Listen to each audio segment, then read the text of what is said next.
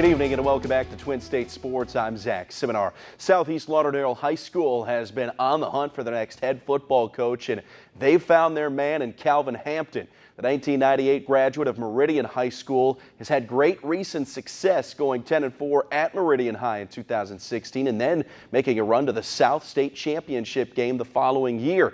And Coach Hampton is eager to start his new chapter in 2019. Go for next season, make a competitive run, put a product on the field everybody be proud of, and make them run the playoffs.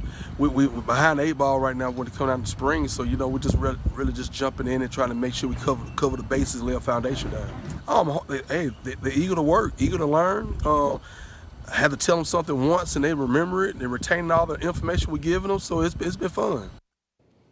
The Mississippi State Lady Bulldogs opening up SEC tournament play this morning with a 3-2 win over the host team Texas A&M.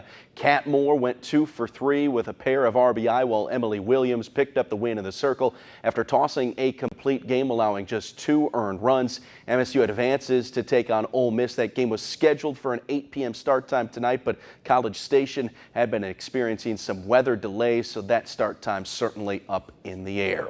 Last week, the Ole Miss volleyball team released their home schedule. Today, we got a broader look at who the Rebels will play in 2019.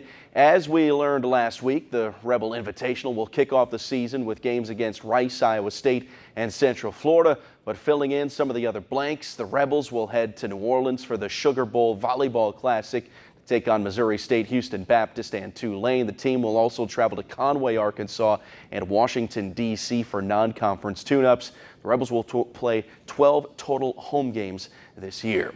The Los Angeles Dodgers took their second straight game in their 3-game series with the Atlanta Braves last night at Chavez Ravine. The Atlanta offense was silenced by Hyunjin Ryu, who fired a complete game shutout, allowing just 4 hits while striking out 6. He needed only 93 pitches to navigate through the night. Braves now back to .500 baseball at 18-18. They'll look to salvage the finale tonight. Mike Foltynewicz gets the ball against Clayton Kershaw. Now, this game was turned upside down in the second inning when Brave starter Max Fried left the game after being drilled by a liner off the bat of Alex Verdugo. The screamer went off the pitching hand of Fried, X-rays negative, and Fried hopes to make his next scheduled start on Sunday. Sore, just a little sore, but it's a lot better than I was expecting, and obviously got really lucky with no breaks or anything. I mean, we're going to do everything in my power to go out and make that start, and it's going to see how it comes in tomorrow with the swelling and everything, but I'm going to do everything I can.